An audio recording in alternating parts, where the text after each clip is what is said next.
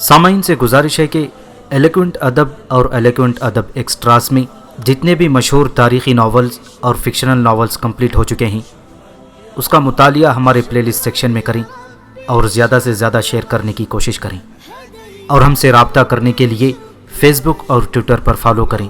جزاک اللہ۔ صدیوں کا بیٹا، صدیوں پر محیط ایک ناقابل فراموش داستان، مصنف M.A. راحت۔ سمندری شہر بھی خوب تھا پروفیسر۔ اس سے قبل جیسا کہ تم نے میری داستانوں میں سنا ہے، میں نے بہت سے سمندری سفر کیے تھے۔ میں بحری قزاقوں کے ساتھ رہا۔ میں نے لیپاس کے ساتھ ایک سمندری مشن پورا کیا۔ میں نے سمندری جنگیں لڑیں، لیکن وہ سمندری جہاز اس جہاز کے عشر عشیر بھی نہیں تھے۔ یہ تو دنیا ہی نرالی تھی۔ زمین کے بسنے والوں نے زندگی کے ہر شعبے میں ناقابل یقین کامیابیاں حاصل کر لی تھیں، جنہیں دیکھ کر احساس ہوتا تھا کہ غاروں سے نکلنے والے پتھروں کے لیے ایک دوسرے کے خون کے پیاسے ہو جانے والے کبھی عقل کی اس منزل تک بھی پہنچ سکتے ہیں۔ میری نگاہوں نے اس شخص کو تلاش کیا جس سے میری تھوڑی سی گفتگو ہوئی تھی۔ اس نے مجھے خلاصیوں کے بارے میں بتایا تھا۔ میں اس سے جہاز کے بارے میں کچھ اور معلومات حاصل کرنا چاہتا تھا۔ میں نہیں جانتا تھا کہ جس حیثیت سے میں اس جہاز پر آیا تھا، اس حیثیت کے لوگوں کی پہنچ کہاں تک ہو سکتی ہے۔ زمانہ قدیم کے دخانی اور بادبانی جہازوں کو دیکھنے کے بعد اب میں اس عظیم الشان جہاز کو دیکھنے کا خواہش مند تھا، جو سمندر کے سینے پر اس طرح کھڑا ہوا تھا جیسے سمندر کی چھاتی پر کوئی بلند و بالا اور مضبوط عمارت ہو۔ سمندر کا پانی اس عظیم الشان عمارت کو جنبش بھی نہیں دے سکتا تھا۔ چنانچہ اپنے کیبن میں جب مجھے وہ شخص نظر نہ آیا، تب میں اس کی تلاش میں دوسرے کیبن کی جانب چل پڑا جو زیادہ دور نہیں تھا، اور اس کیبن کے دروازے میں وہ شخص مجھے نظر آ گیا۔ تب اس نے مسکراتے ہوئے کہا، تو بالآخر تمہیں بھی ملازمت مل ہی گئی؟ ہاں، اور تم نے میری مدد کی، جس کے لیے میں تمہارا شکر گزار ہوں۔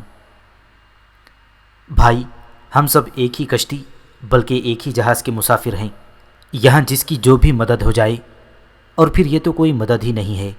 تم نے ایک بات پوچھی، میں نے اس کا جواب دے دیا۔ میں نے کہا نا، میں تمہارا شکر گزار ہوں۔ میں نے کہا، ہاں، ایک بات تو بتاؤ۔ پوچھو پوچھو، جو بات تمہارے ذہن میں آئی ہے، لیکن اس سے پہلے میری بھی ایک بات کا جواب دے دو۔ ہاں ضرور، اس نے کہا۔ چلو تم ہی سوال کر لو، میں نے ہنستے ہوئے کہا۔ تم مجھے عجیب سے انسان لگتے ہو۔ ظاہری شکل و صورت سے تو یہی پتہ چلتا ہے کہ تم بھی ہم میں سے ہو، یعنی بے روزگار اور فکر معاش سے تنگ، لیکن تمہارے اندر ایک ایسی انوکھی شخصیت چھپی ہوئی ہے جو کبھی کبھی نمایاں ہو جاتی ہے، اور اس وقت بڑا عجیب سا لگتا ہے۔ اس میں میرا کوئی قصور نہیں ہے دوست، میں جو کچھ ہوں تمہارے سامنے ہوں۔ باقی رہا مسئلہ کسی اور بات کا، تو تم دیکھ لو کہ ظاہری کیفیت ہی انسان کی اصلیت ہوتی ہے۔ میرا خیال ہے اس دنیا کا دستور بھی یہی ہے۔ میں نے کہا، اور وہ عجیب سی نگاہوں سے مجھے دیکھنے لگا، پھر گردن ہلاتا ہوا بولا، ہاں تم درست کہتے ہو، ظاہری کیفیت ہی انسان کی اصلیت ہوتی ہے۔ میرا تعلق ایک چھوٹے سے دیہات سے ہے۔ اس دیہات میں میری بیوی، میرے بچے اور میرے دوسرے عزیز و اقارب رہتے ہیں۔ کبھی ہم وہاں کے اچھے خاصے کھاتے پیتے زمیندار ہوا کرتے تھے، کھیتی باڑی کرتے اور بہتر زندگی گزارتے تھے۔ حالات نے ہمیں اس دوراہے پر لا کھڑا کر دیا، اور یہ دونوں سڑکیں ہمیں پریشانیوں کی راہوں پر لے جاتی ہیں، اور آج میں سب کچھ بھول چکا ہوں۔ زمینداری اور عیش و آرام کی زندگی خواب و خیال بن گئی ہے، یہاں تک کہ جب فاقوں تک نوبت آ گئی تو میں نے یہی سوچا کہ میری بیوی بچوں کو خدا حافظ کہہ کر ان کے لیے بہتر زندگی تلاش کرنے نکلوں۔ ہاں، اس دنیا کی کہانیاں ایک دوسرے سے مختلف نہیں ہیں۔ میں تو جب بھی اس کے بارے میں سوچتا ہوں حیران رہ جاتا ہوں۔ یہاں کے لوگ ایک ہی مسئلے کا شکار ہیں۔ بڑی عجیب ہے یہ تمہاری دنیا، میں نے کہا۔ پہلے بھی تم نے یہ الفاظ کہے تھے، کیا یہ دنیا تمہاری نہیں ہے؟ اس نے سوال کیا، اور میں چونک پڑا۔ کیوں نہیں ہے؟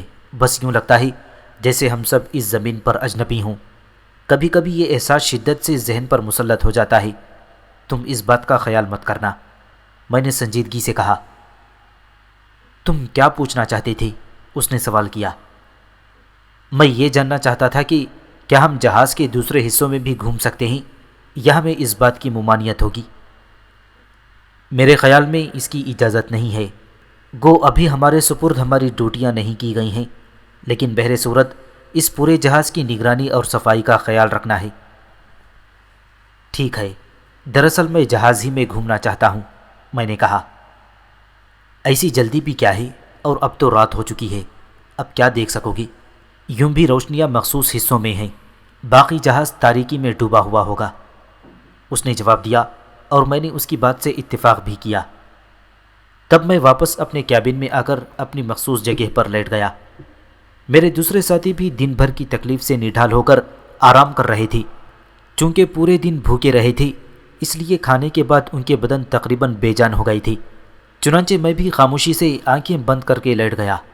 جب اس ماحول میں زندگی گزارنی ہی تھی تو پھر کیوں نہ اس کا طریقہ اختیار کیا جائے، اور رات کے کسی حصے میں بے خبر ہو گیا۔ صبح جب آنکھ کھلی تو دوسرے لوگوں کی طرح میں بھی اٹھ گیا، غسل خانے میں جا کر ہاتھ منہ دھویا، تمام لوگوں کے ساتھ ناشتہ کیا، اور اس کے بعد ہماری ڈیوٹی شروع ہو گئی۔ ڈیوٹی انچارج نے ہمیں مختلف جگہوں پر تعینات کر دیا۔ مجھے ایک مضبوط انسان پا کر انہوں نے بار برداری کا کام میرے سپرد کر دیا۔ کسی چیز سے بھرے ہوئے ڈرم ایک جگہ سے دوسری جگہ منتقل کرنے تھی۔ یہ کام بھی مشینوں کے ذریعے ہی انجام پا رہا تھا۔ ایک چھوٹی سی چلنے والی مشین ان بڑے بڑے پائپوں کو زنجیر میں باندھ کر لے جا رہی تھی۔ ان پائپوں کو زنجیر میں باندھنے کا کام میرے سپرد تھا، اور میرے ساتھ 2 اور آدمی یہاں کام کر رہے تھے۔ وہ وزنی پائپ کو لٹکا کر سیدھا کر کے اسے زنجیر میں پھنساتے اور مشینی ذریعے سے اسے دوسری جگہ لے جایا جاتا۔ پائپوں کی تعداد کافی تھی۔ ویسے بھی مجھے ان دونوں کے ساتھ مل کر یہ ایک پائپ اٹھاتے ہوئے بڑی کوفت ہو رہی تھی۔ کوئی نہ ہوتا تو میں ان سارے پائپوں کو تھوڑی دیر میں یہاں سے دوسری جگہ منتقل کر دیتا، لیکن ان جذباتیت یا خود نمائی کی کوئی کوشش حماقت تھی۔ یہ حماقت میں ہمیشہ کرتا رہا تھا، اور انہی حماقتوں کی وجہ سے نہ چاہتے ہوئے بھی خواہ مخواہ دوسرے کے جھگڑوں میں ملوث ہو جاتا۔ اس بار میں ایسے کسی جھگڑے میں نہیں پڑنا چاہتا تھا۔ دوپہر تک ہم نے اپنا کام ختم کر لیا اور چھٹی ہو گئی۔ کم از کم یہ بات مجھے پسند آئی تھی۔ ہماری ڈیوٹی یہاں لگانے والوں کا خیال تھا کہ یہ کام شام تک ختم ہوگا، لیکن ہم نے دوپہر کے کھانے سے قبل اپنا کام ختم کر لیا تو انہوں نے کوئی دوسرا کام ہمارے سپرد نہیں کیا۔ ہمیں اطلاع دی گئی کہ اب دوسرے دن کے لیے ہماری چھٹی ہے۔ چنانچہ ہم واپس اپنی رہائش گاہ پہنچ گئے۔ لباس کافی گندے ہو گئے تھے۔ میرے ساتھی اپنے لباس دھونے چلے گئے۔ میں نے بھی ان کی پیروی کی تھی، لیکن میں نے ان کی طرح برہنہ رہنا پسند نہ کیا اور بھیگا ہوا لباس پہن کر باہر نکل آیا۔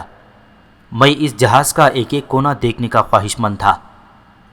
جہاز کی اندرونی خوبصورتی، صفائی اور سامان آرائش قابل دید تھا۔ تنگ راہداریوں اور برآمدوں میں دبیس قالین بچھے ہوئے تھے اور آرام دہ کرسیاں جا بجا بچھی ہوئی تھیں۔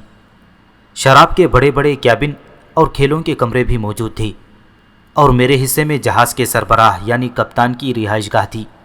غرض ہر حصہ آرائش و آسائش سے بھرپور۔ لیکن یہاں بھی تفریق تھی۔ اس چھوٹے سے شہر کو بھی انسان کی حیثیتوں کے مطابق تسلیم کر لیا گیا تھا۔ سیڑھیوں اور برآمدوں میں مسافروں کے لیے ہدایت کے چارٹ آویزان تھے۔ حفاظتی کشتیاں جا بجا موجود تھیں۔ غرض ہر چیز انوکھی حیثیت کی حامل تھی۔ میں عرشے پر آ گیا اور ریلنگ کے نزدیک کھڑا ہو کر سمندر کے سینے پر دوڑنے والی کشتیوں کو دیکھ رہا تھا۔ ایک عجیب منظر تھا۔ یہ کشتیاں بھی اب مشینی ذرائع سے چلتی تھیں۔ میں خاموشی سے یہ سب کچھ دیکھتا رہا۔ جہاز ابھی تک کھلے سمندر میں کھڑا ہوا تھا۔ یہ رات بھی گزری اور دوسری صبح جہاز جیٹی کی طرف چل پڑا۔ اب وہ روانگی کے لیے تیار تھا۔ جیٹی پر بے شمار لوگ اس کے انتظار میں کھڑے ہوئے تھے۔ پھر جہاز ایک مخصوص جگہ پر رک گیا۔ لانچیں مسافروں کو لے کر جہاز کی طرف چل پڑیں۔ ایک عجیب ہنگامہ برپا تھا۔ سینکڑوں مسافر دھکم پیل کر رہے تھے۔ سامان کی ریل پیل، ایک دوسرے کو پکارنے کی آوازیں اور نہ جانے کیا کیا۔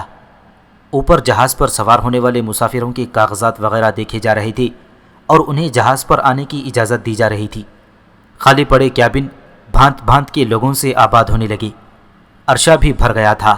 یہاں مسافروں کی آسائش کا کوئی بندوبست نہیں تھا۔ سب کا سامان بے ترتیبی سے چاروں طرف بکھرا ہوا تھا، لیکن لوگوں نے بڑے آرام سے اپنے لیے اسی سامان کے درمیان جگہ بنا لی تھی۔ پھر ایک خلاصی نے میرے شانے پر ہاتھ رکھا اور میں اس کی طرف متوجہ ہو گیا۔ وہ ڈیوٹی افسر تمہیں بلا رہا ہے، اس نے کہا، اور میں اس کی طرف چل پڑا۔ ڈیوٹی افسر نے میرے سپرد ایک کام کیا تھا اور میں مستعدی کے ساتھ اس کام کی انجام دہی کے لیے چل پڑا۔ نہ جانے کتنی دیر یہ ہنگامہ جاری رہا۔ جہاز مسافروں سے بھر چکا تھا۔ پھر ایک مخصوص وقت پر اس کے لنگر اٹھائے گئے اور وہ اپنی جگہ سے کھسکنے لگا۔ انسانوں سے آباد یہ شہر متحرک ہو گیا اور آہستہ آہستہ مناظر نگاہوں سے اوجھل ہونے لگی۔ میرے سپرد بھی ایک ڈیوٹی کر دی گئی تھی۔ وہ یہ تھی کہ عرشے کا ایک حصہ دھلوانے کا کام تھا۔ مجھے تو اب کسی کام میں آر نہیں تھا۔ اس بار میں واقعی اپنے آپ کو تبدیل کرنے کی پوری کوشش کر رہا تھا اور اب تک اس میں کامیاب تھا۔ سمندری شہر سمندر کے سینوں پر روان دوان تھا۔ میں نے کم از کم یہ بات طے کر لی تھی، جہاز پر موجود لوگوں کے لیے مناسب انتظامات ہیں۔ میرے جیسے بہت سے لوگ جہاز پر کام کرتے ہیں۔ ہم سب کو ایک مخصوص رنگ کا لباس دے دیا گیا تھا اور اس لباس میں ہماری شناخت ہوتی تھی۔ جو ڈیوٹیاں ہمارے سپرد کی جاتی ہم انہیں جتنی دیر میں بھی انجام دے لیتے۔ اس کے بعد ہماری چھٹی ہوتی تھی اور ہمیں جہاز پر گھومنے پھرنے کی کھلی اجازت تھی۔ مسافروں سے بھرے اس جہاز کا خیال بھی رکھنا پڑتا تھا۔ اگر کسی مسافر کو کسی وقت کوئی ضرورت پیش آ جاتی تو ہمیں اس کا انتظار کرنے کی ضرورت نہیں تھی، بلکہ اس ضرورت کو پورا کرنا ہمارا فرض تھا۔ جہاز کے سفر کو دوسرا دن تھا۔ میں اس وقت اپنی ڈیوٹی سے فارغ ہو کر عرشے پر کھڑا سمندر کی لہروں سے لطف اندوز ہو رہا تھا کہ مجھے اپنے نزدیک ہی کسی کے قدموں کی چاپ سنائی دی۔ گھوم کر دیکھا تو کچھ نہیں تھا۔ پھر کسی نے میرے پیروں پر ہاتھ رکھ دیا۔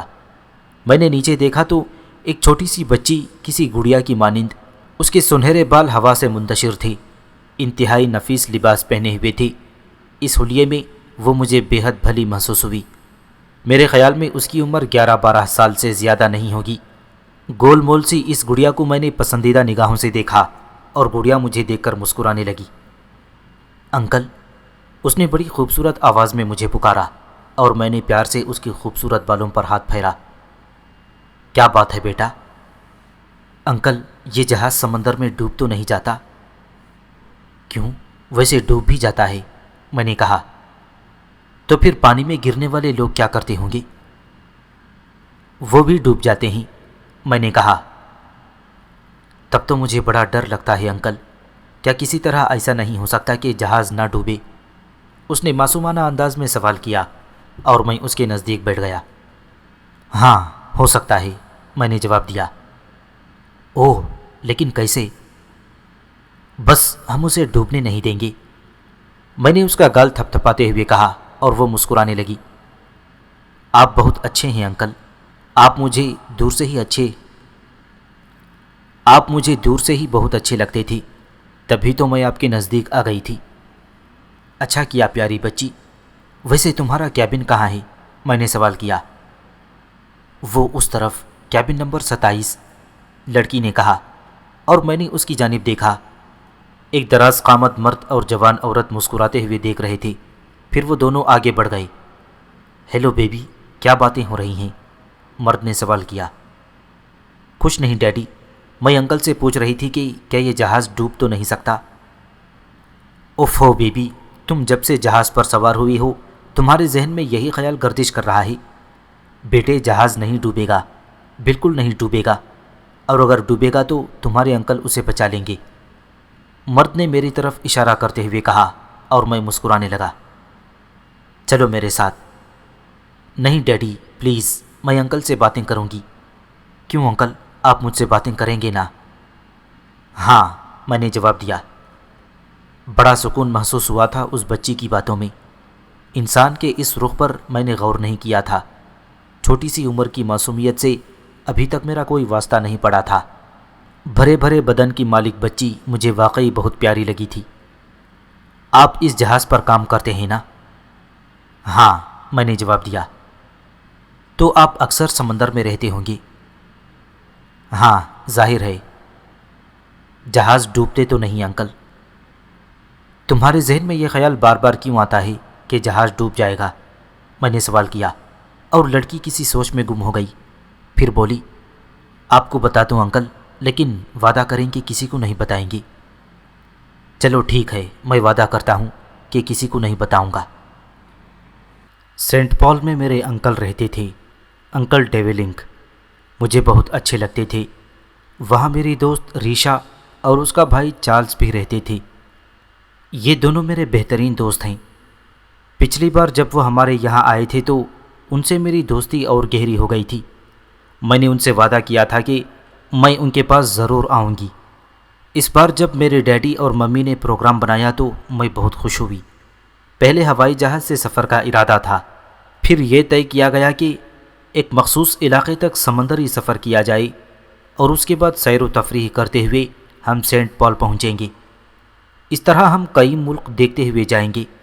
لیکن روانہ ہونے سے صرف 2 دن قبل میں نے خواب میں دیکھا انکل کہ جس سمندری جہاز سے ہم سفر کر رہے ہیں اس میں آگ لگ گئی اور جہاز سمندر میں ڈوب گیا۔ اس کے بعد سے مجھے ہر وقت ڈر لگا رہتا ہے۔ دراصل میرے اندر ایک خرابی ہے، وہ یہ کہ جب بھی میں کوئی خواب دیکھتی ہوں وہ پورا ہو جاتا ہے اور سچ نکلتا ہے۔ آپ یقین کریں انکل کہ اگر ممی اور ڈیڈی کو یہ خواب سنا دیتی تو وہ کبھی یہ سفر نہ کرتے، چاہے کتنا ہی نقصان کیوں نہ ہو جاتا، لڑکی نے کہا، اور میں حیرت سے اس کی دلچسپ گفتگو سنتا رہا۔ تمہارے ممی ڈیڈی کو یہ بات معلوم ہے کہ تمہارے خواب سچ ہوتے ہیں؟ میں نے پوچھا۔ ہاں، اور وہ میرے خوابوں سے بہت خوفزدہ رہتے ہیں، مگر میں انہیں خوفزدہ کرنے کے لیے شرارتیں کرتی رہتی ہوں۔ مثلاً وہ کسی تفریحی پروگرام پر جاتے ہیں اور مجھے ساتھ لے جانے کا پروگرام نہیں ہوتا تو میں اپنی طرف سے کوئی خواب سنا دیتی ہوں، بس پھر کیا مجال کہ وہ جائیں۔ ایسی ہی دوسری شرارتیں۔ وہ ہنس پڑی، میں بھی اس کی ہنسی میں شریک ہو گیا تھا۔ آپ بھی خواب دیکھتے ہیں انکل؟ نہیں بیٹے، ہمیں خواب دیکھنے کا وقت ہی نہیں ملتا۔ اوہ، تو کیا آپ رات کو سوتے بھی نہیں؟ جہاز کی حفاظت جو کرنا ہوتی ہے، اور اب تو بالکل نہیں سوئیں گے کیونکہ تم نے اپنا خواب جو سنا دیا ہے۔ تو آپ بھی خوفزدہ ہو گئی؟ ہاں، میں نے جواب دیا اور وہ کھل کھلا کر ہنس پڑی۔ لیکن یقین کریں انکل، میں نے آپ سے شرارت نہیں کی، میں نے واقعی ایسا خواب دیکھا ہے۔ تمہارا نام کیا ہے؟ میں نے پوچھا۔ ٹینا۔ میرے ڈیڈی کا نام گراہم اور ممی کا شینی ہے، اور آپ کا نام کیا ہے؟ گولڈ، میں نے جواب دیا۔ اوہ مائی گاڈ، آپ کا نام کتنا درست ہے، آپ بہت خوبصورت ہیں انکل، بالکل گولڈ کی مانند، آپ مجھے بہت پسند ہیں۔ شکریہ ٹینا، دیکھو شاید تمہاری ممی تمہیں بلا رہی ہیں، میں نے خوبصورت عورت کی طرف اشارہ کر کے کہا، جو اشارے سے مجھ سے کہہ رہی تھی کہ لڑکی کو متوجہ کروں۔ ٹینا نے بھی اس کی طرف دیکھا اور پھر میری طرف رخ کر کے بولی، اوکے انکل، میں آپ کے پاس پھر آؤں گی، ہم دونوں دوستی کر لیں، میں آپ سے جہاز کے سفر کے بارے میں باتیں کیا کروں گی۔ ٹھیک ہے، ہم دوست ہیں، میں نے کہا، اور اس نے اپنا ننھا سا ہاتھ میری طرف بڑھا دیا۔ میں نے پیار سے اس کا ہاتھ تھاما اور وہ مجھے خدا حافظ کہہ کر اپنی ممی کی طرف چلی گئی۔ جاتے ہوئے ننھے سے وجود کو میں نے پیار بھری نگاہوں سے دیکھا۔ بچے، حسین اور خوبصورت بچے، اس سے قبل لاکھوں بار میرے سامنے آئے تھے، لیکن میں نے اتنی گہرائی سے انہیں کبھی نہیں دیکھا تھا۔ اس کی وجہ شاید یہ ہو کہ ان کی ذات سے، ان کی معصوم ذات سے کوئی کہانی وابستہ نہیں ہوتی، ان کا معصوم وجود نگاہوں کے قریب سے گزر جاتا ہے، بس وہ قابل ذکر نہیں رہتے۔ میرے خیال میں ایسا کوئی بچہ نہیں ہے جو اب تک میری کہانی کا کردار بن سکا ہو، لیکن اس حسین شکل کی معصوم سی بچی نے میری داستان حیات میں اپنا کردار شامل کر دیا تھا، اور میں نے اس کردار کو پسندیدگی کی نگاہ سے دیکھا تھا۔ اس وقت جب میں نے اس دور کے لوگوں سے اپنے دل میں نفرت اور بیزاری کے سوا کچھ نہیں پایا تھا، یہ ننھی سی بچی میری توجہ کا مرکز بن گئی۔ میں نے اس کے معصوم خواب کے بارے میں سوچا اور اس وقت دیر تک اس پر غور کرتا رہا، لیکن میرے نزدیک وہ ایک معصوم سے خوف کے سوا کچھ نہیں تھا۔ دوسری صبح میں حسب معمول اپنے کام میں مصروف ہو گیا۔ میری جسمانی ساخت اور مضبوطی کو مد نظر رکھتے ہوئے ایسے ہی کام میرے سپرد کیے جاتے تھے جو سخت محنت طلب ہوں۔ میرے کام کرنے والے بھی میری طرح مضبوط لوگ تھے، ان لوگوں نے کئی بار ڈیوٹی انچارج سے شکایت کی تھی کہ ان سے دوسرے کی نسبت زیادہ مشقت لی جاتی ہے، لیکن میں نے ایسی کوئی شکایت کبھی نہیں کی تھی۔ آج بھی ایک چھوٹا سا واقعہ پیش آیا۔ 4 آدمیوں کے سپرد ایک موٹی زنجیر کو ہٹانے کا کام کیا گیا تھا، لیکن انہوں نے شاید انکار کر دیا۔ مجھ سے تھوڑے فاصلے پر ڈیوٹی انچارج کے اور ان کے درمیان جھگڑا ہو رہا تھا۔ پھر وہ کام چھوڑ کر چلے گئے اور انچارج بیچارہ دیکھتا رہ گیا۔ میرے ساتھ جو لوگ کام کر رہے تھے وہ مسکرانے لگی۔ تب ڈیوٹی انچارج نے مجھے بتایا اور میں اس کے قریب پہنچ گیا۔ یہ زنجیر یہاں سے ہٹانی ہے، کیا تمہیں بھی اس میں اعتراض ہے؟ نہیں جناب، میں نے جواب دیا۔ میرے ساتھی وہاں سے کھسک گئے تھے۔ تب تم یہاں رکو، میں دوسرے لوگوں کو لاتا ہوں، اس نے کہا۔ زنجیر کہاں پہنچانی ہے؟ میں نے پوچھا۔ اس کنارے پر لائف بوٹ کے نیچے، اس نے کہا اور آگے بڑھ گیا۔ میں نے دوسروں کا انتظار فضول سمجھا۔ اتنا سا کام تھا۔ اس وقت قطعی خود نمائی مقصود نہیں تھی۔ اب کسی خاص بات کا احساس نہیں رہا تھا، اس لیے میں نے وزنی زنجیر اٹھائی اور اسے لائف بوٹ کے نیچے رکھ دیا۔ کوئی دقت ہی نہیں ہوئی تھی۔ اس کے بعد میں دوبارہ اپنے کام میں مصروف ہو گیا۔ ڈیوٹی انچارج واپس آیا۔ اس کے ساتھ 3 خلاصی اور تھے، لیکن نزدیک پہنچ کر وہ حیران رہ گیا۔ ارے، زنجیر کس نے اٹھائی؟ میں نے وہاں رکھ دی ہے جناب، آپ نے وہی جگہ بتائی تھی نا۔ تنہا؟ انچارج نے تعجب سے پوچھا۔ ہاں، زیادہ وزنی نہیں تھی۔ مائی گاڈ، وہ زنجیر وزنی نہیں ہے اور تم نے اسے تنہا اٹھا کر رکھ دیا۔ اس کا مطلب ہے تم بے پناہ طاقتور آدمی ہو۔ میں تم سے بے حد خوش ہوں۔ کپتان سے کہہ کر تمہیں ملاحوں کے ساتھ لگوا دوں گا۔ شکریہ جناب، میں نے لاپرواہی سے کہا۔ دوسرے خلاصے بھی مجھے تعجب سے دیکھ رہے تھے۔ انچارج چلا گیا تھا۔ دوپہر کو چھٹی ہوئی۔ کھانے کے بعد میں اپنی معصوم دوست کی تلاش میں نکل آیا، اور جب وہ مجھے باہر نظر آئی تو میں اس کے کیبن پر پہنچ گیا۔ دستک دینے پر دروازہ کھل گیا تھا۔ دروازہ کھولنے والا اس لڑکی کا باپ تھا جو مجھے دیکھ کر خوش اخلاقی سے مسکرا دیا۔ ہیلو جناب، کیسے ہیں آپ؟ اس نے پوچھا۔ ٹھیک ہوں، اپنی دوست ٹینا سے ملنے آیا ہوں۔ کیا آپ مجھے ٹینا سے ملنے کی اجازت دیں گے؟ میں نے پوچھا، اور اس نے مسکرا کر گردن ہلاتے ہوئے مجھے اندر جانے کے لیے جگہ دے دی۔ وہ تو صبح سے آپ کو جہاز کے مختلف حصوں میں تلاش کرتی پھری ہے اور آپ کے نہ ملنے سے اداس ہو گئی ہے، گراہم نے کہا۔ کون ہے ڈیڈ؟ ٹینا نے بستر سے گردن اٹھا کر پوچھا اور مجھ پر نگاہ پڑتے ہی اٹھ کر بیٹھ گئی، لیکن پھر اس نے چہرے پر ناراضگی کے آثار پیدا کر لیے۔ اب تمہاری صبح ہوئی ہے، تمہیں پتہ ہے دیر سے جاگنے والوں کی صحت کتنی خراب ہو جاتی ہے، اس نے کہا، اور ہم سب ہنس پڑے۔ کیوں؟ اس میں ہنسنے کی کیا بات ہے؟ کیا میں غلط کہہ رہی ہوں؟ نہیں بیٹے، لیکن تمہارے انکل تو بہت صبح جاگ جاتے ہیں۔ ہماری تمہاری طرح وہ جہاز کے مسافر نہیں ہیں، بلکہ اس پر کام کرتے ہیں۔ پھر بھی میں ان سے ناراض ہوں، یہ مجھ سے ملنے کیوں نہیں آئی؟ کل سے میں صبح اٹھ کر سب سے پہلے تم سے ملنے آؤں گا ٹینا، وعدہ۔ میں نے اس کے نزدیک پہنچ کر اس کے بالوں پر ہاتھ پھیرتے ہوئے کہا۔ تھینک یو انکل، اس کے علاوہ مجھے آپ کا کیبن بھی نہیں معلوم۔ میں نے بہت سی جگہوں میں آپ کو تلاش کیا تھا۔ میں ٹینا کے پاس بیٹھ گیا۔ گراہم کی بیوی شینی نے مجھے چائے پیش کی۔ تھوڑی دیر کے بعد ٹینا میرے ساتھ باہر نکل آئی اور میں اسے جہاز کے مختلف حصوں کی سیر کراتا رہا۔ وہ بہت خوش تھی، میں بھی خوش تھا۔ پھر جہاز پر روشنی ہوئی تو میں ٹینا کو اس کے کیبن میں چھوڑ آیا۔ اس بے لوث اور بے غرض محبت کے بارے میں دیر تک سوچتا رہا تھا۔ جہاز کا سفر ختم ہو جائے گا اور ٹینا کی منزل آ جائے گی۔ معصوم لڑکی مجھ سے بچھڑنے کے بعد یقیناً مجھے یاد کیا کرے گی، لیکن یہ تو گردش لیل و نہار کا پرانا دستور ہے، کون سی نئی بات ہے؟ ہاں، ٹینا کے اس مختصر ساتھ نے وقتی طور پر دلچسپیاں پیدا کر دی تھیں۔ اس کے جانے کے بعد بھی میں کافی دیر تک سمندر کی تاریکی میں نگاہیں جمائی کسی بے نام سی شے کو گھورتا رہا اور پھر اپنے کیبن کی طرف چل دیا۔ دوسرے خلاصی نیم غنودگی کے عالم میں اپنی اپنی جگہ پر لیٹے ہوئے تھے۔ ان میں سے کچھ ایسے تھے جنہوں نے اپنی گنجائش سے زیادہ شراب پی لی تھی اور ان کا انداز بہکا بہکا تھا۔ میں اپنے بستر پر جا کر لیٹ گیا اور چت لیٹا کیبن کے چھت کو گھور رہا تھا، اور اس انداز میں نیم غنودگی کی سی کیفیت طاری ہو گئی اور پھر شاید میں سو گیا۔ سوئے ہوئے زیادہ دیر نہیں گزری تھی کہ دفتن کسی وجہ سے آنکھ کھل گئی۔ صحیح اندازہ نہیں لگا پایا تھا کہ آنکھ کھل جانے کی وجہ کیا ہو سکتی ہے، لیکن میرا ایک ساتھی بڑبڑاتا ہوا اپنی جگہ سے اٹھا۔ وہ بستر سے گر پڑا تھا۔ یہ کیسا جھٹکا ہے؟ نہ جانے جہاز کو کیسا جھٹکا لگا ہے، اس نے خوابیدہ سی آواز میں کہا اور اٹھ کھڑا ہوا۔ اسی وقت مجھے احساس ہوا جیسے کیبن کے باہر ہلکے ہلکے شور کی آوازیں بلند ہو رہی ہوں۔ پھر یہ آوازیں واضح سے واضح تر ہوتی جا رہی تھیں۔ تب میرے ایک ساتھی نے خوفزدہ لہجے میں کہا، یہ شور کیسا ہے؟ یہ سب کیا ہے؟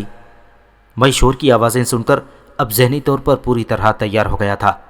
چنانچہ برق رفتاری سے میں کیبن کی جانب بڑھا، اور جو ہی میں نے کیبن کا دروازہ کھولا، سرد ہواؤں کے جھونکے اندر آنے لگے اور میرے ساتھی زور سے چلائے، دروازہ بند کر دو، دروازہ بند کر دو۔ لیکن باہر کا شور بھی بہت زیادہ ہو گیا تھا، چنانچہ میں دروازے سے باہر نکل آیا۔ باہر نکل کر میں نے محسوس کیا کہ جہاز کی رفتار بے حد سست ہے اور ان کے انجن بھی خاموش ہیں۔ میں تاریک راہداری میں آگے دوڑ پڑا، اور پھر شور مچانے، چیخنے اور رونے کی ملی جلی آوازیں تیز سے تیز تر ہوتی چلی گئیں۔ لوگ بلند آواز سے چیخ رہے تھے، آگ آگ لگ گئی۔ اور اچانک ہی میرے ذہن کو ایک شدید جھٹکا سا لگا۔ میں سن ہو کر رہ گیا۔ مجھے ٹینا کا خواب یاد آیا۔ اس نے کہا تھا کہ اس کے خواب سچے ہوتے ہیں، اور اس نے اس آگ کی نشاندہی کی تھی۔ لیکن یہ کیسے ممکن ہے؟ یہ کیسے ممکن ہے؟ میں نے سوچا، لیکن اس وقت یہ ساری باتیں سوچنے کا موقع نہیں تھا۔ میں فوراً ہی آگے بڑھا۔ درجہ اول کی جانب سے آگ کے بڑے بڑے شعلے اور دھوئیں کے مرغولے اٹھتے ہوئے محسوس ہو رہے تھے۔ دروازوں کے کھلنے بند ہونے اور مسافروں کی بدحواسی میں دوڑنے کی آوازیں میرے کانوں کے پردے پھاڑے دے رہی تھیں۔ چند منٹ تک میں پتھر کے بت کی مانند آگ کے شعلوں اور دھوئیں کو تکتا رہا۔ ٹینا کے الفاظ میرے ذہن میں بری طرح چبھ رہے تھے۔ پھر میں بدحواس ہو کر آگے بڑھا، لیکن اتنی دیر میں سارے جہاز میں آگ لگ چکی تھی، اور ہر طرف سے لوگ پاگلوں کی طرح چیختے چلاتے بھاگے آ رہے تھے۔ ہر طرف غل غبارہ اور چیخ و پکار کا عالم تھا۔ اندھیرے میں لوگ ایک دوسرے سے ٹکراتے، ٹھوکریں کھاتے اور گرتے ہوئے سارے جہاز میں اوپر سے نیچے اور نیچے سے اوپر بھاگے بھاگے پھر رہے تھے۔ میں نے دیکھا کہ ایک بوڑھا شخص بچے کو کندھے پر بٹھائے میرے نزدیک سے گزرا۔ بچہ آنکھیں بند کیے سو رہا تھا۔ ایکایک بوڑھے کا پیر لڑکھڑایا اور بچہ دھڑام سے نیچے گر گیا۔ بچے کی چیخ و پکار اور بوڑھے کی ہائے میرے کانوں کے پردے پھاڑتی ہوئی گزرتی گئی۔ اس وقت نفسا نفسی کا ایسا عالم تھا کہ کسی نے بھی اسے اٹھانے کی کوشش نہیں کی تھی۔ ایک لمحے کے لیے میں اسے سنبھالنے کے لیے پیچھے ہٹا ہی تھا کہ بہت سے آدمیوں کا ریلا آیا اور بوڑھا اس میں کچل کر رہ گیا۔ میں بھی کہیں کا کہیں جا نکلا تھا۔ ہر شخص ایک دوسرے سے گھبرا گھبرا کر پوچھ رہا تھا کہ یہ کیا ہو گیا ہے، کیا بات ہے، کیا یہ جہاز ڈوب رہا ہے یا جہاز میں آگ لگ گئی ہے؟ میرے کانوں میں مختلف نسوانی اور مردانہ آوازیں گونج رہی تھیں۔ لوگ اپنے اپنے ساتھیوں کو پکار رہے تھے، ادھر ادھر دوڑ رہے تھے۔ ایسا خوفناک ماحول اور ایسا عجیب منظر تھا کہ میں اسے آج تک نہیں بھول سکا ہوں۔ عملے کے لوگ مسافروں سے بے نیاز آگ بجھانے میں مصروف تھے۔ پھر مجھے احساس ہوا کہ یہ میری ذمہ داری بھی ہے، چنانچہ میں بھی ان میں شامل ہو گیا۔ لیکن تیز ہوا کے سامنے ہماری کوئی ترکیب کارگر ثابت نہ ہو رہی تھی۔ آگ کے شعلے لہجہ بہ لہجہ بلند تر ہوتے جا رہے تھے اور ان کی تپش بڑھتی ہی جا رہی تھی۔ آگ جہاز کے درمیانی حصے میں لگی تھی اور رات کے اس حصے میں ایسا معلوم ہو رہا تھا جیسے سمندر کی سینے پر ایک بڑا الاؤ روشن کیا گیا ہو۔ آگ جس تیزی سے بڑھ رہی تھی، مسافروں میں اسی قدر تیزی سے بے چینی بڑھ رہی تھی۔ اب ہر امتیاز مٹ چکا تھا اور سب ایک دوسرے سے گتھم گتھا ادھر ادھر بھاگ رہے تھے۔ کسی کے ذہن میں کوئی مقصد نہیں تھا۔ وہ لوگ نہیں جانتے تھے کہ یہاں آگ سے بچنے کے لیے کون سی پناہ گاہ ہے، اور ان رونے والوں میں عورتوں اور بچوں کی تعداد بہت زیادہ تھی۔ میں پریشانی کے عالم میں ایک جانب کھڑا ہو گیا، حالانکہ دوسرے خلاصی اب بھی دوڑ دوڑ کر کام کر رہے تھے، حالانکہ وہ جانتے تھے کہ ان کی ساری کوششیں احمقانہ ہیں اور جہاز کی آگ پر اس طرح کوئی قابو نہیں پایا جا سکتا تھا۔ خود میں بھی شدید بے بسی محسوس کر رہا تھا۔ آخر میں کتنے لوگوں کو بچا سکتا تھا؟ دفتن مجھے اپنے کانوں میں ایک دلدوز چیخ سنائی دی۔ ایک شخص خون میں لت پت کہیں سے آ کر میرے سامنے گر گیا تھا۔ میں نے جھک کر اسے اٹھایا اور ایک طرف لے گیا۔ میں زخمی ہو گیا ہوں، مجھے بچا لو، میں مرنا نہیں چاہتا۔ لیکن اس سے قبل کہ میں کچھ کہتا، بہت سے لوگ دوڑتے ہوئے آئے۔ میں دیوار سے جا ٹکا تھا، لیکن زخمی ہونے والا ان کے پیروں کے نیچے غائب ہو گیا تھا۔ کچھ نہیں کیا جا سکتا تھا، اس وقت کسی کے لیے کچھ نہیں کیا جا سکتا تھا۔ میں ایک طرف سمٹ گیا۔ لوگوں کے بے قابو ہجوم میں ہاتھ پاؤں ہلانے کی کوشش بے سود تھی اور اس سے کوئی فائدہ نہیں تھا۔ لیکن آگ کس طرح لگی یہ بات اس وقت کون بتاتا؟ جہاز کے مائک پر بلند آواز میں اعلانات ہو رہے تھے۔ کپتان چیخ چیخ کر لوگوں کو پرسکون رہنے کے لیے کہہ رہا تھا۔ وہ کہہ رہا تھا کہ لوگ عرشے پر پہنچ جائیں، منظم ہو جائیں، اور اس کے بعد انہیں کشتیوں کے ذریعے سمندر میں اتارا جائے گا۔ لیکن کوئی اس آواز کی جانب توجہ نہیں دے رہا تھا۔ لوگ کشتیوں کی طرف دوڑ پڑی تھی۔ میں نے بھی عرشے کا رخ کیا اور یہاں کے خوفناک مناظر دیکھنے لگا۔ بیچاری عورتیں بچوں کو کندھوں پر اٹھائے لوگوں کے ہجوم میں دھکے کھاتی پھر رہی تھیں۔ بچے چیخ چیخ کر رو رہے تھے۔ ان عورتوں کے ساتھ ان کے مرد بھی تھے جو انہیں ہجوم سے بچانے کی سرتوڑ کوشش کر رہے تھے۔ ان کی خواہش تھی کہ کسی طرح انہیں کشتیوں پر بٹھا دیں، لیکن اوپر بندھی ہوئی کشتیوں میں عورتوں کا چڑھنا بھی مشکل تھا۔ وہ پھسل پھسل کر نیچے گر رہی تھیں اور زخمی ہو رہی تھیں۔ اسی کوشش میں بہت سی عورتیں اور بچے سمندر میں بھی گر گئے تھے، لیکن انہیں بچانے کی کوشش کون کرتا؟ یہ ترقی یافتہ انسان ہے جس نے زمین، فضا اور سمندر مسخر کر لیے ہیں۔ پھر ایک خوفناک منظر نگاہوں کے سامنے آ گیا۔ مردوں اور عورتوں سے کھچا کھچ بھری ہوئی کشتیوں کے رسے ٹوٹ گئے اور وہ سمندر میں جا گری۔ فلک شگاف چیخوں سے قیامت کا منظر پیدا ہو گیا۔ میں بے اختیار لوہے کے کٹہرے کی طرف بڑھا اور نیچے جھانکنے لگا۔ لوگ سمندر میں غوطے کھا کر غرق ہو رہے تھے۔ سمندری مچھلیوں کے غول جہاز کے نزدیک پہنچ گئی تھی اور برق رفتاری سے لپک لپک کر انسان کا شکار کر رہی تھی۔ ان میں بڑی بڑی شارک مچھلیاں بھی تھیں جو اپنے تیز دانتوں سے انسانی اعضاء کو ان کے جسموں سے علیحدہ کر کے منہ میں دبائے دوڑ جاتی تھیں اور انہیں معدے میں اتار کر پھر واپس آ جاتی۔ میں نے بڑے بڑے خوفناک مناظر دیکھے تھے، لیکن انسانی زندگی کی یہ بے بسی اس سے قبل دیکھنے میں نہیں آئی تھی۔ دوسری طرف آگ کے شعلے تیزی سے پورے جہاز پر پھیلتے جا رہے تھے اور جہاز کا عملہ اب خود اپنی جان بچانے میں مصروف ہو گیا تھا۔ اسے یقین ہو گیا تھا کہ اب جہاز کی آگ پر قابو پانا ناممکن ہے، اس لیے وہ سرد پڑ گئے تھے۔ زندگی کسے عزیز نہیں ہوتی، انہیں اپنی جان بچانے کی فکر بھی تھی۔ اب آگ غالباً جہاز کے انجن روم تک پہنچ گئی تھی۔ پہلا خوفناک دھماکہ ہوا اور جہاز کسی پتے کی طرح لرز گیا تھا۔ عرشے پر کھڑے بے شمار لوگ سمندر میں جا گرے۔ چیخوں کی آوازیں اور بڑھ گئی تھیں۔ ان میں سے کوئی آگ سے نہیں بچ سکے گا، میں نے آگ کے اس عظیم الشان الاؤ کو دیکھتے ہوئے کہا، اور پھر دفتن میرے ذہن میں ایک برق سی کوندی۔ ٹینا میری دوست۔ میرے ذہن میں ہیجان برپا ہو گیا۔ یہ سب میرے دشمن نہیں تھے، لیکن ان میں سے کس کس کو بچا سکتا تھا؟ لیکن ٹینا۔ دوسرے لمحے میرے بدن میں بجلیاں سی بھر گئیں اور میرے حلق سے ایک بے اختیار آواز نکلی، ٹینا۔ اور میں دیوانوں کی مانند لوگوں کے ہجوم کو اپنی طاقتور ہاتھوں سے دھکیلتا ہوا اس طرف بھاگا جہاں اس کا کیبن تھا۔ کیبنوں کے سامنے آگ کا سمندر ٹھانٹے مار رہا تھا، لیکن بھلا آگ کی پرواہ کسے تھی؟ میں اس میں سے گزر کر دوسری طرف پہنچ گیا اور ٹینا کا کیبن تلاش کرنے میں مجھے کوئی دقت نہیں ہوئی تھی۔ میں کیبن میں گھس گیا اور بے چین نگاہوں سے چاروں طرف دیکھا، اور پھر میرا دل دھک سے رہ گیا۔ گراہم اور اس کی بیوی موجود نہیں تھیں، لیکن ٹینا بستر پر پاؤں لٹکائے بیٹھی تھی۔ آگ کی تپش یہاں بھی شدید تھی اور ٹینا کے چہرے پر خوف کے آثار منجمد تھے۔ دوسرے لمحے میں اس کے قریب پہنچ گیا اور ٹینا نگاہیں اٹھا کر مجھے دیکھا۔ انکل، وہ سرگوشی کے سے انداز میں بولی، آگ لگ گئی نا؟ اس وقت مجھے اس کے معصوم انداز پر بے اختیار پیار آ گیا۔ تمہارا انکل موجود ہے بیٹی، تم کیوں فکر کرتی ہو؟ میں نے کہا اور چاروں طرف دیکھنے لگا۔ میرا موٹا لباس آگ سے بچ گیا تھا، لیکن ٹینا کا لباس نہیں بچ سکتا تھا کیونکہ اسے آگ کے سمندر سے گزارنا تھا، اس لیے اس کے لیے کوئی انتظام ضروری تھا۔ گراہم کا سامان موجود تھا اور ابھی تک آگ سے محفوظ تھا، چنانچہ میں نے اس کا ایک سوٹ کیس توڑ لیا اور اس میں سے بہت سے کپڑے نکال لیے۔ پھر باتھ روم میں جا کر میں نے پانی کے نل کھولے اور ان سارے کپڑوں کو پانی میں پوری طرح بھگو لیا۔ اس کے بعد میں نے یہ سارے کپڑے ٹینا کے بدن کے گرد لپیٹ دیے، اس کا سر اور چہرہ خوب اچھی طرح ڈھک لیا۔ ٹینا اپنی معصوم آنکھوں سے مجھے دیکھنے لگی۔ جب میں نے اس کا منہ چھپایا تو اس نے کلبلانے کی کوشش کی۔ انکل، آپ میرا منہ کیوں ڈھک رہے ہیں؟ اس نے پوچھا۔ بس ایک ساعت کے لیے ٹینا، میں نے کہا۔ اسی وقت ایک خوفناک دھماکہ ہوا اور میں نے بمشکل خود کو گرنے سے بچایا۔ اس کے بعد میں کیبن سے باہر نکل آیا۔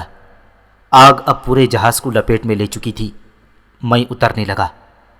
ٹینا کو زیادہ دیر تک نہیں بچایا جا سکتا تھا۔ تب میں عرشے پر آ گیا۔ لاتعداد کشتیاں انسانوں کو لے کر جہاز سے دور ہو چکی تھیں، لیکن اب بھی جہاز پر بے شمار لوگ تھے جو دردناک آوازوں سے چیخ رہے تھے۔ کوئی کشتی نہیں بچی تھی، لیکن ٹینا کی زندگی کے لیے بہت کچھ ضروری تھا۔ میں نے ٹینا کا چہرہ کھول دیا اور وہ گہری گہری سانسیں لینے لگی۔ مجھے اس کے والدین پر حیرت تھی۔ انہوں نے اپنی جان بچانے کی کوشش کی تھی اور اسے چھوڑ گئے تھے۔ بہرحال میری نگاہیں چاروں طرف کا جائزہ لے رہی تھیں، اور پھر جہاز کا ایک حصہ میری نگاہوں کا مرکز بن گیا۔ زینا تھا جو نیچے انجن روم کی طرف جاتا تھا۔ اس پر ایک سفید مضبوط کٹہرا بنا ہوا تھا جس کی چوڑائی 4.5 فٹ سے کم نہیں ہوگی۔ آگ ابھی یہاں تک نہیں پہنچی تھی، چنانچہ میں ٹینا کو لیے ہوئے اس جگہ پہنچ گیا اور پھر اسے نیچے اتار دیا۔ اب کیا کریں انکل؟ ٹینا نے نہایت اطمینان سے پوچھا۔ اس معصوم بچی کو نہیں معلوم تھا کہ صورتحال کس قدر خوفناک ہے اور وہ زندگی اور موت کے کون سے موڑ پر کھڑی ہوئی ہے۔ بہر صورت میں اسے بچانے کا تہیہ کر چکا تھا۔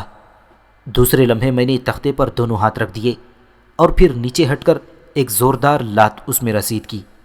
انتہائی مضبوطی سے بنا ہوا یہ تختہ میرے پہلے وار میں نہیں اکھڑا تھا، لیکن بھلا یہ کیسے ممکن تھا؟ میں نے دوبارہ پوری قوت سے اسے پکڑ کر ایک زوردار پاؤں کی ضرب اسے لگائی اور تختہ اپنی جگہ سے اکھڑ گیا۔ میں نے اس لمبے شہتر کو اپنے مضبوط ہاتھوں میں جکڑ لیا اور ٹینا تعجب سے مجھے دیکھنے لگی۔ کمال ہے انکل، آپ تو بے حد طاقتور ہیں، اس نے پرمسرت آواز میں کہا، اور مجھے اس وقت اس کی اس معصوم بات پر ہنسی آ گئی۔ بہر صورت میں نے تختہ بغل میں دبایا اور اسے لے کر جہاز کے ایک ایسے حصے کی جانب چل پڑا جس طرف لوگوں کا ہجوم کم تھا۔ ٹینا میرے ساتھ تھی۔ تب میں نے عرشے کے نزدیک پہنچ کر نیچے جھانکا۔ سمندر خاصی گہرائی میں تھا، تاہم میں نے تختہ اس میں اچھال دیا۔ ویسے مجھے خطرہ تھا کہ کہیں دوسرے لوگ اسے نہ پکڑ لیں، لیکن جب تک لوگوں نے اس جانب توجہ کی میں سمندر میں کود چکا تھا۔ ٹینا کی دہشت زدہ چیخ سنائی دی، لیکن دوسرے ہی لمحے میں تختے پر پاؤں جمانے میں کامیاب ہو گیا۔ تختہ پانی کی گہرائی میں گیا تھا، لیکن پھر ابھر آیا، اور اس کے بعد میں ٹینا کو لے کر اس کے اوپر بیٹھ گیا۔ میری خواہش تھی ایک اور فرد یہاں پہنچ جائے تاکہ میں اس کی جان بھی بچا سکوں، لیکن یہ ممکن نہیں تھا۔ اب عرشے کے جلتے ہوئے ٹکڑے سمندر میں گر رہے تھے اور اس طرف بھی کوئی جلتا ہوا شہیتر نیچے گر سکتا تھا۔ چنانچہ میں نے پاؤں کے زور سے تختے کو آگے بڑھانا شروع کر دیا اور تختہ جہاز سے دور ہونے لگا۔ جہاز ہمارے نزدیک ہی تھا، لیکن میری کوشش سے فاصلہ پیدا ہوتا جا رہا تھا۔ میں مسلسل کوشش کر رہا تھا کہ کسی بھی طور جہاز سے جلد از جلد دور نکل جایا جائے۔ جہاز میں اب خوفناک دھماکے ہو رہے تھے، اور ہر دھماکے کے ساتھ آگ کا ایک گولا سا اٹھتا اور آسمان کی جانب پرواز کر جاتا۔ یقینی طور پر قرب و جوار کے لوگ نہیں بچ سکیں گے، میں نے سوچا، لیکن میں ان میں سے کسی کے لیے کچھ نہیں کر سکتا تھا۔ ٹینا اپنی دوست کو بچا لینے کی مجھے بے حد خوشی تھی، اور میں جہاز سے دور تر ہوتا جا رہا تھا۔ مجھے یقین تھا کہ جہاز تھوڑی دیر کے بعد غرق ہو جائے گا، اور اس کے غرق ہونے سے سمندر میں جو بھنور پیدا ہوگا وہ انتہائی خوفناک ہوگا۔ اس لیے میں جلد از جلد دور نکل جانے کا خواہش مند تھا، اور تھوڑی دیر کے بعد میری انتھک جدوجہد مجھے اس کام میں کامیابی دلانے میں کامیاب ہو گئی۔ میں جہاز سے کافی دور نکل آیا تھا۔ جلتا ہوا جہاز ایک خوفناک آگ کے مرغولے کی مانند نظر آ رہا تھا، اور پھر شاید وہ سمندر میں بیٹھنے لگا، یا ہم ایسی گہرائی میں پہنچ گئے جہاں سے وہ مکمل طور پر نظر نہیں آ سکتا تھا۔ ٹینا سہمی ہوئی تختے پر بیٹھی تھی، اور لہریں تختے کو دور سے دور تر لیے جا رہی تھیں۔ گویا سمندر کی خوفناک زندگی کا آغاز ہو گیا تھا، اور یہ زندگی پروفیسر تم خود جانتے ہو میرے لیے ذرا بھی خوفناک نہیں تھی۔ مجھے تو تختے کی ضرورت بھی نہیں تھی، کیونکہ سمندر کا پانی ہمیشہ سے میرا دوست، میرا ہمدم رہا ہے۔ لیکن ٹینا اسی فانی دنیا کی ایک انسان تھی، اور سمندر سے بچنے کے لیے اسے تختے کی ضرورت تھی۔ ٹینا کسی سہمی ہوئی ہرنے کی طرح میرے ساتھ چمٹ گئی تھی۔ مجھے اس بچی پر بے پناہ پیار آ رہا تھا، اور پروفیسر، اس دنیا کی خود غرضی ایک بار پھر ٹینا کی شکل میں میری نگاہوں کے سامنے تھی۔ پھر وہ تختے کے ایک حصے پر لیٹ گئی۔ جہاز نگاہوں سے بالکل معدوم ہو گیا۔ ٹینا خاموش پڑی آسمان کو دیکھنے لگی۔ اس کی آنکھیں کھل گئی تھیں اور ان میں چمک نظر آ رہی تھی۔ اس کے باوجود وہ کافی سہمی ہوئی تھی۔ دفتن وہ چونک کر کچھ بولی اور میں اس کی جانب دیکھنے لگا۔ لیکن انکل، ممی اور میرے ڈیڈی، اس نے کہا، اور میں رحم کی نگاہوں سے اسے دیکھنے لگا۔ تمہارے ممی اور ڈیڈی اس وقت کہاں گئے تھے جب تم کیبن میں موجود تھیں؟ مجھے نہیں معلوم انکل، میں تو سو رہی تھی، اس نے کہا، اور میرے ہونٹوں پر ایک زہریلی مسکراہٹ پھیل گئی۔ ٹینا، جہاز میں آگ لگ گئی تھی۔ میں نے تو پہلے ہی کہا تھا انکل، لیکن صرف آپ سے کہا تھا۔ کاش میں یہ سب کچھ نہ دیکھتی، ورنہ ممی اور ڈیڈی سے بھی یہ بات کہہ دیتی، لیکن اب کیا کیا جائے؟ اس وقت جب جہاز میں آگ لگی تھی تو تمہارے ممی اور ڈیڈی نے تمہیں بچانے کی کوشش نہیں کی تھی؟ میں نے کہا۔ ہاں، مجھے تعجب ہے، وہ دونوں مجھے چھوڑ کر اپنی جان بچانے کے لیے نکل گئے۔ ہاں ٹینا، اب تمہیں چاہیے کہ انہیں یاد مت کرو۔ نہیں کروں گی انکل، وہ بہت برے تھے، ٹینا نے معصومیت سے جواب دیا اور رو پڑی۔ مجھے اس پر رحم آ رہا تھا۔ روتی ہوئی ٹینا کو خاموش کرانے کے لیے میں نے بہت سی باتیں کی، لیکن وہ سسکیاں لیتی رہی، اور پھر آہستہ آہستہ اس کی آنکھوں میں غنودگی رینگ آئی۔ ایک معصوم ذمہ داری، انوکھی ہے یہ انسانوں کی زمین پروفیسر۔ میں نے جس سنگ دلی سے خود کو اس حادثے سے بے تعلق رکھا تھا، وہ اس دنیا سے نفرت کا مظہر تھی۔ اتنے سارے انسانوں کے لیے تو میں کچھ نہیں کر سکتا تھا، لیکن اگر میں تھوڑی سی جدوجہد کرتا تو بہرحال ان میں سے بہت سوں کو بچا سکتا تھا۔ لیکن یہ بہت سے خود مختار تھے، اپنی دنیا کے فرعون تھے، اور کسی کو خاطر میں نہیں لاتے تھے۔ پھر وہ اپنی بے بسی کیوں نہیں دور کر سکے؟ لیکن انسان کی یہ عمر، یہ معصومیت، اس عمر میں وہ فرعون نہیں ہوتا۔ یہ لڑکی اب بہرے طور میری ذمہ داری تھی، اور سمندر کے ایک محیب ماحول سے نکال کر مجھے اسے کسی ایسی جگہ پہنچانا تھا جہاں اس کے اپنے لوگ ہوں۔ اپنے لوگ صرف ایک تصور ہے۔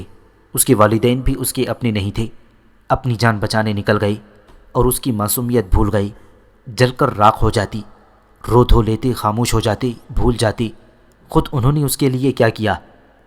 گو خود شکار ہو گئے۔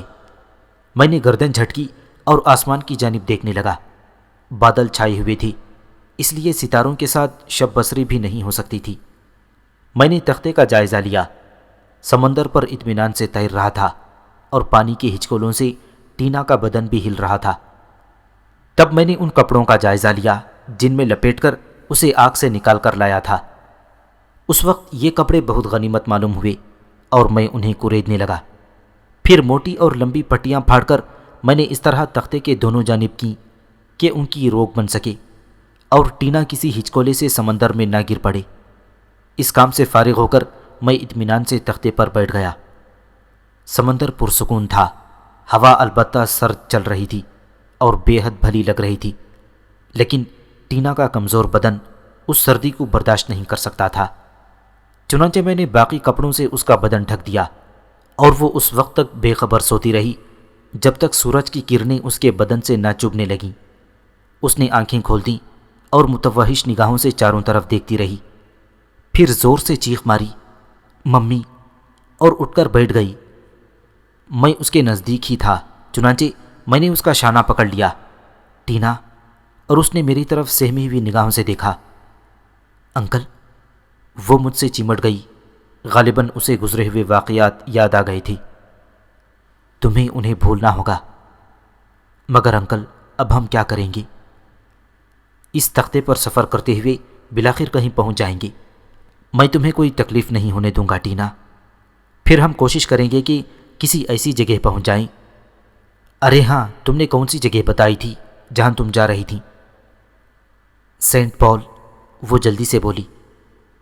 ٹھیک ہے، ہم وہیں چلیں گے، میں تمہیں تمہارے عزیزوں کے پاس پہنچا دوں گا۔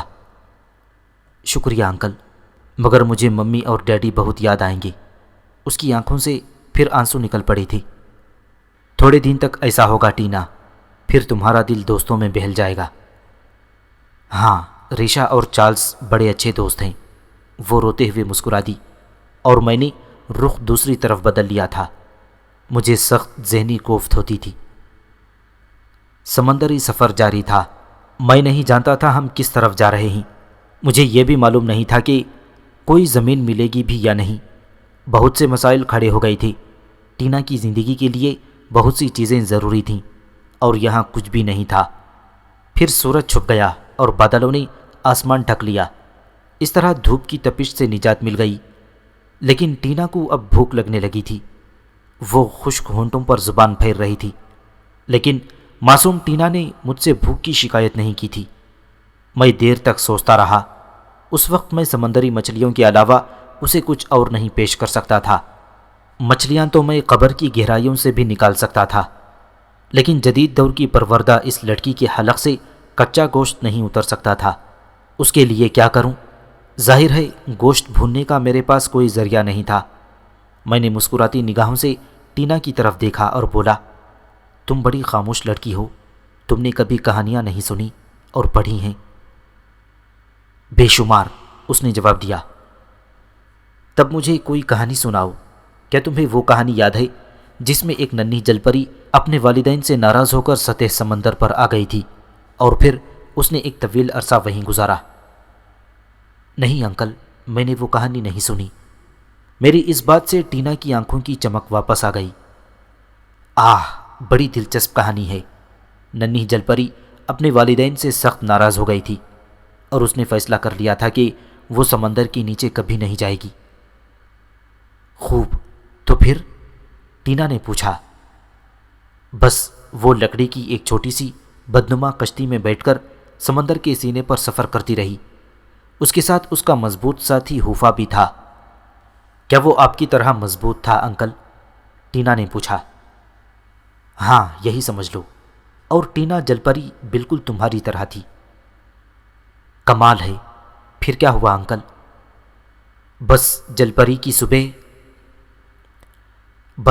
پری کی جب صبح آنکھ کھلی تو اسے سخت بھوک لگ رہی تھی۔ وہ بھوک سے رونے لگی۔ تب اس کے ساتھی ہوفا نے پوچھا، ننھی جل پری، کیا بات ہے؟ مجھے بھوک لگ رہی ہے ہوفا، جل پری روتی ہوئی بولی، اور ٹینا بے اختیار ہنس پڑی۔ میں نے چونک کر اسے دیکھا اور مسکرا کر بولا، واہ ٹینا، وہ بیچاری بھوک سے رو رہی تھی اور تم ہنس رہی ہو۔ یہی تو مزے کی بات ہے انکل گولڈ، جل پری بھوک سے رو رہی تھی اور میں بھوک سے ہنس رہی ہوں۔ کیسی دلچسپ بات ہے۔ بات تو واقعی دلچسپ ہے ٹینا، لیکن کیوں نہ ہم جل پری کا کھیل کھیلیں؟ کھیلیے، ٹینا نے بے حد دلچسپی کا مظاہرہ کرتے ہوئے کہا۔ تب تم بھوک سے رو، میں نے کہا، اور ٹینا آنکھوں پر ہاتھ رکھ کر مصنوعی انداز میں منہ بسورنے لگی، اور پھر مجھے دیکھ کر کھل کھلا کر ہنس پڑی۔ معصوم دل ذرا سی دیر میں سب کچھ بھول گیا تھا۔ ہنسنے کی نہیں ہو رہی ہے بھائی، کہانی اس وقت آگے بڑھے گی جب تم رو گی، ورنہ کھیل ادھورا رہ جائے گا، میں نے بچوں کے سے انداز میں کہا۔ پلیز انکل، تھوڑی سی آگے بڑھا دیں۔ پھر کیا ہوا؟ پھر جب جل پری رونے لگی تو اس کے ساتھی ہوفا نے سمندر میں چھلانگ لگا دی اور اپنے ہاتھوں سے مچھلیاں پکڑ کر لایا۔ اس نے جل پری کو مچھلی کا گوشت پیش کیا اور جل پری روتے روتے ہنس پڑی۔ اس نے بڑے مزے سے مچھلی کا کچا گوشت کھایا اور پیٹ بھر لیا۔ کیا کچا گوشت کھایا اس نے؟ ہاں، تو اس سے کیا فرق پڑتا ہے، میں نے کہا۔ لیکن کچا گوشت انکل، گوشت کو بھون کر تو اسے خراب کر لیا جاتا ہے۔ جو لطف کچا گوشت کھانے میں ہے وہ بھنے ہوئے گوشت میں کہاں۔ ہم سمندر میں رہنے والے تو ہمیشہ کچی مچھلیاں کھاتے ہیں، پہلے ذرا سی بدمزہ لگتی ہیں اور پھر دل چاہتا ہے کہ ہمیشہ کچی مچھلیاں کھاتے رہو۔ اوہ انکل، میں نے کچی مچھلیاں کبھی نہیں کھائیں، اس نے کہا۔ جل پری کا کھیل شروع کر دو، میں حفا کی طرح تمہارے لیے کچی مچھلیاں سمندر سے نکال لاؤں گا۔ میں نے نفسیاتی طور پر لڑکی کو کچا گوشت کھانے کے لیے تیار کر لیا تھا۔ وہ نیم رضامند نظر آنے لگی۔ لیکن انکل، کیا آپ جل پری کے دوست کی طرح سمندر سے مچھلیاں نکال سکتے ہیں؟ ہاں، کیوں نہیں؟ تم مجھے حکم دو ننھی جل پری کہ جاؤ حفا، سمندر سے مچھلیاں نکال لاؤ۔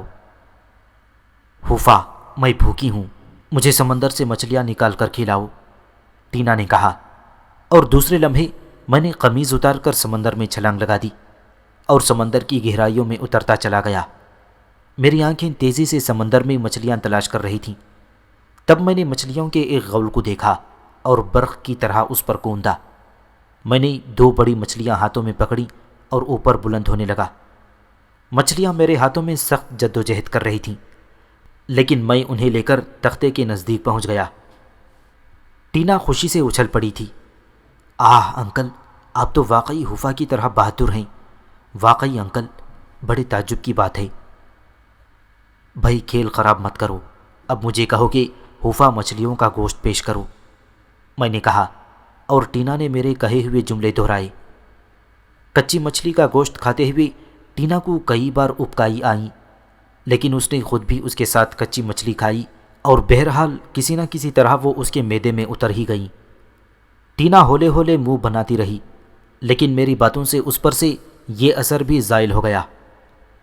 بہرحال میں نے بڑا مسئلہ حل کر لیا تھا۔ رات کو وہ آرام سے سو گئی اور میں اس کے نزدیکی تختے پر لیٹ گیا، لیکن بہرحال میں اس کے لیے پریشان تھا۔ پانی کا معاملہ بگڑ رہا تھا، اگر بارش بھی ہو گئی تب بھی کوئی فائدہ نہیں تھا۔ پانی کا ذخیرہ تو کیا نہیں جا سکتا تھا، گو مچھلی کے گوشت میں کافی نمی ہوتی ہے اور وہ کسی حد تک پانی کی ضرورت بھی پوری کر دیتی ہے، لیکن پانی پھر بھی ضروری تھا۔ رات بھر تیز ہوائیں چلتی رہیں اور تختے کا سفر کافی تیز رفتار رہا۔ میں نے ٹینا کو یکبستہ ہواؤں سے بچانے کے لیے اپنا اوپری لباس اس پر ڈال لیا تھا اور رات بھر اس کی نگرانی کرتا رہا تھا۔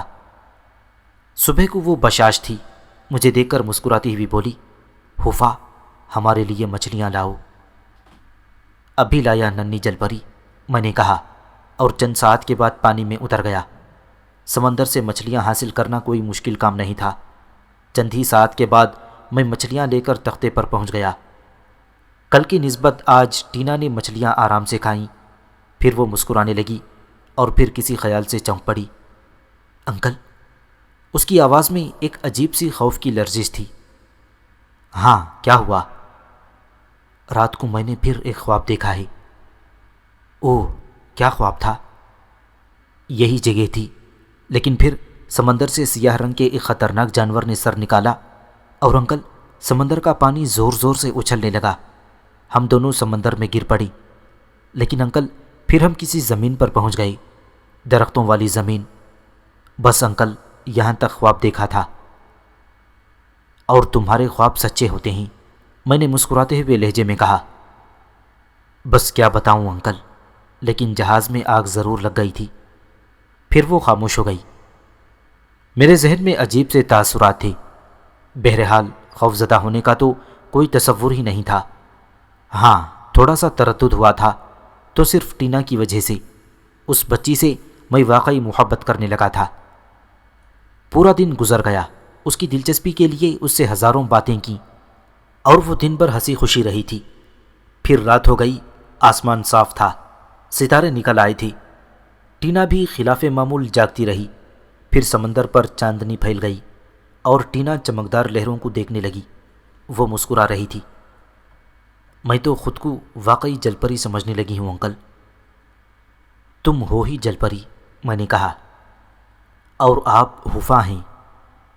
ہاں، نہیں، آپ تو میرے انکل ہیں۔ حفا تو جل پری کا خادم تھا، اس نے پیار بھری آواز میں کہا اور میرے گھٹنے پر سر رکھ کر لیٹ گئی۔ اس کی نگاہیں چاند پر جمی تھیں، لیکن اچانک مجھے سمندر میں کچھ ہلچل محسوس ہوئی اور میں چونک پڑا۔ ذہن کے پردے پر ایک احساس ضرور تھا، ٹینا کے انوکھے خواب کا احساس۔ اگر جہاز میں آگ نہ لگتی تو میں اس بات کو کوئی اہمیت نہ دیتا، لیکن اس وقت میں نے آہستہ سے ٹینا کو نیچے لٹایا اور سمندر میں دیکھنے لگا۔ خطرے کا نشان زیادہ دور نہیں تھا۔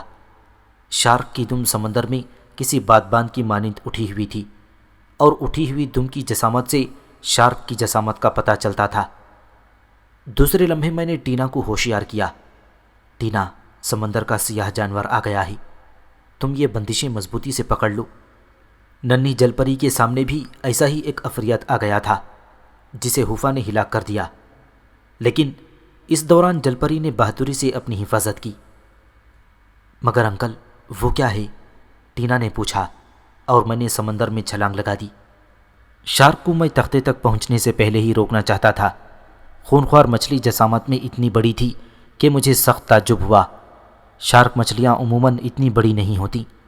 اس نے مجھے اپنی تیز آنکھوں سے دیکھ لیا تھا، اور دوسرے لمحے اس نے اپنا وسیع منہ پھاڑ دیا۔ وہ میری جانب لپکی۔ لیکن پروفیسر، میں شارک مچھلی کے لیے ترنے والا نہیں تھا۔ میں نے اس کے منہ کی گرفت سے بچ کر غوطہ لگایا اور اس کے منہ سے بچنے کی کوشش کی۔ مچھلی میرے بازوؤں کی گرفت سے پھسل رہی تھی، اور اس نے اتنی لمبی چھلانگ لگائی تھی، اور دوسرے لمحے وہ میرے بازوؤں کی گرفت سے نکل گئی۔ میں دوبارہ اس پر عقب سے حملہ آور ہوا تھا، لیکن مچھلی نے منہ پھاڑ کر تختہ دانتوں میں دبا لیا۔ اس کے تیز آری جیسے دانت تختے کے کناروں پر مضبوطی سے بھینچ گئے، اور ٹینا خوف سے چیخ پڑی۔ مچھلی نے تختے کو جنبش دی، اور ٹینا نے بڑی مشکل سے خود کو سمندر میں گرنے سے روکا۔ اس کی آنکھیں خوف سے پھٹی ہوئی تھیں، لیکن میں بھی اب غصے سے دیوانہ ہو گیا تھا۔ چنانچہ میں اس کے منہ کے نزدیک پہنچ گیا۔ پھر میں نے اپنی کلائی مچھلی کے منہ میں اس کھلے ہوئے حصے میں داخل کر دی جس کے اندر خلا تھا۔ چونکہ اس کے اوپر نیچے کے دانت تختے میں پھنسے ہوئے تھے، اس لیے یہ خلا باقی رہ گیا تھا، اور اس کے بعد میں نے بے پناہ قوت صرف کر کے اس کے منہ کو چیرنا شروع کر دیا۔ پروفیسر، طاقت کی جہاں تک بات ہے تو میں تو تمہیں صدیوں کی کہانیاں سنا چکا ہوں۔ یہ مچھلی سمندر میں بلا شبہ بے پناہ طاقتور تھی، لیکن اسے کیا معلوم تھا کہ اس کا مقابل بھی اسے کسی طرح کم نہیں ہے۔ میں نے آہستہ آہستہ دوسرا ہاتھ بھی مچھلی کے منہ میں داخل کر دیا، اور مچھلی نے جھنجھلاہٹ میں تختے کو الٹ پلٹ کرنا شروع کر دیا۔ بڑی خوفناک صورتحال تھی۔ میں صرف یہ چاہتا تھا کہ اسے تختے سے دور لے جاؤں تاکہ تختہ الٹ نہ جائے، اور پھر میں مچھلی کے اوپر اور نیچے کے اندرونی حصوں میں قوت آزمائی کرنے لگا، اور آہستہ آہستہ میں نے مچھلی کے دانتوں سے تختے کی گرفت ختم کر دی، اور اس کے بعد میں اسے پیچھے دھکیل لایا۔ تختہ الٹنے سے بچ گیا تھا، لیکن ٹینا اس طرح تختے سے لپٹی ہوئی تھی کہ اسے آسانی سے گرایا نہیں جا سکتا تھا۔ میں مچھلی سے پوری طرح نبرد آزما تھا۔ مچھلی منہ بند کرنے کی کوشش کر رہی تھی، اور میں اپنی قوت صرف اس بات میں صرف کر رہا تھا کہ اسے منہ نہ بند کرنے دوں، یہاں تک کہ اس کے دانتوں کو میں نے اپنے دانتوں میں لے لیا۔ اس کے تیز اور نوکیلے دانت تقریباً 8 انچ لمبے تھے۔ میں نے ان تیز دانتوں کو ہلانے کی کوشش کی۔ اس کے بعد میں مچھلی کے منہ کو چیرنے لگا۔ خونخوار مچھلی مصیبت کا شکار ہو گئی تھی۔ اس کی سمجھ میں نہیں آ رہا تھا کہ کیا کرے۔ اس کے ہلنے سے سمندر میں تلاطم پیدا ہو رہا تھا، اور میں ٹینا کو اس تلاطم سے بچانا چاہتا تھا۔ ٹینا بہت بہادری سے تختے سے چمٹی ہوئی تھی۔ اس نے بہر صورت اپنے بچاؤ کا بہادری سے بندوبست کیا تھا، لیکن مچھلی کو ہلاک کرنے کے لیے میرے پاس کوئی ہتھیار نہیں تھا۔ صرف 2 ہاتھوں کی مدد سے جدوجہد میں کافی وقت گزر گیا، لیکن وہ زیر نہیں ہوئی۔ تب اچانک مجھے جنون چڑھ گیا۔ میں نے اس کے دانت پکڑ لیے۔ دوسرے لمحے میں نے ان دانتوں کو خوفناک جھٹکوں سے اکھاڑ دیا، اور مچھلی کرب میں مبتلا ہو کر پیچھے ہٹی، لیکن اب میں اس کا پیچھا نہیں چھوڑ سکتا تھا۔ میں بھی برق کی طرح آگے بڑھا۔ اس کے تیز نوکیلے دانت میں نے گوشت کے ایک تودے سمیت اکھاڑ دیے تھے، اور ان دونوں نوکیلے ہتھیاروں کو لے کر میں اس کے سر پر پہنچ گیا۔ اس نے سمندر میں غوطہ لگایا، لیکن وہ اپنے سے زیادہ خوفناک عفریت کے بارے میں کچھ نہیں جانتی تھی۔ میں اس کی گردن پر سوار ہو گیا، اور دوسرے لمحے میں نے اس کے دونوں دانت اس کی کھلی ہوئی بڑی بڑی آنکھوں میں اتار دیے۔